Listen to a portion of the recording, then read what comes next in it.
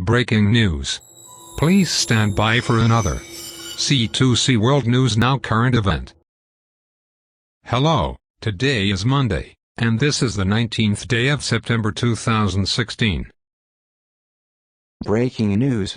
More than 50 killed, and a police officer was burned alive during anti-government protests in Congo. Congolese opposition supporters chant slogans during the march to press President Joseph Kabila, demanding that he step down. In the Democratic Republic of Congo's capital Kinshasa, photo by Kenny Kadom, Reuters. It's believed that between 17 and 50 people have been killed in Kinshasa, capital of the Democratic Republic of Congo. This after thousands-strong protesters, all seemingly against President Joseph Kabila, turned violent. The demonstration against Kabila on Monday attracted thousands of protesters, but clashes with the police and security forces broke out shortly after they began. NGOs and the opposition have accused police of using tear gas to disperse demonstrators, right before opening fire with live ammunition. As the situation escalated, protesters burned cars and set up barricades in the streets. You can see in the photo, flares are launched by DRC Congo police forces during one of the demonstrations in Goma on September 19. Police officers also fell victim to the violence, with Reuters reporting that one was set on fire by an angry mob in retaliation for the shooting.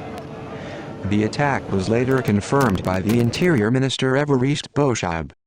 AFP quoted an opposition statement as saying that at least 50 people were killed in clashes, which also called for further protests. Earlier that day, a government statement said that at least 17 people were killed, including 3 police officers and 14 civilians. It was not immediately clear how all the civilians died, but pictures on social media show several people lying dead with gunshot wounds. The statement also warned that the death toll could rise. A witness, who wished to remain anonymous, claimed, while speaking to IPT Times UK, that opposition figures were specifically targeted. Dozens wounded, including prominent opposition leader Martin Fayulu, one witness said. It's clear that he was targeted, a bullet only just scraped his head. Only a few millimeters and it would have hit his skull. The worst was avoided, said another witness. Protests also took place in the eastern city of Goma, but violence was avoided there.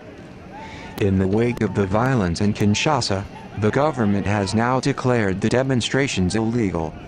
In another photo, you can see protesters clash with Congolese policemen and cause them to run to their vehicle and flee the scene.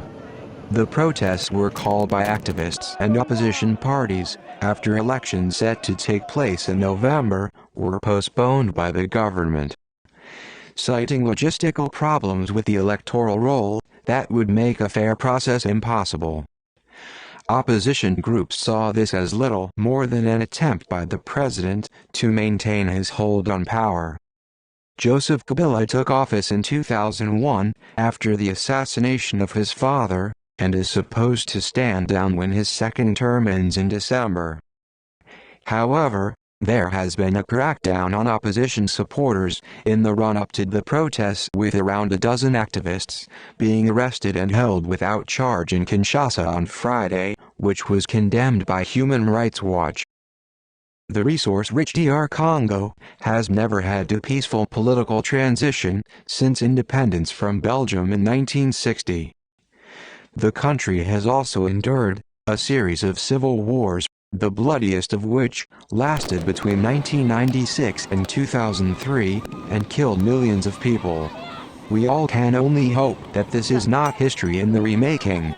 We can also only hope that this is not a precursor to the up-and-coming elections here in the United States. This has been a C2C World News Now current event. Stay safe, everyone.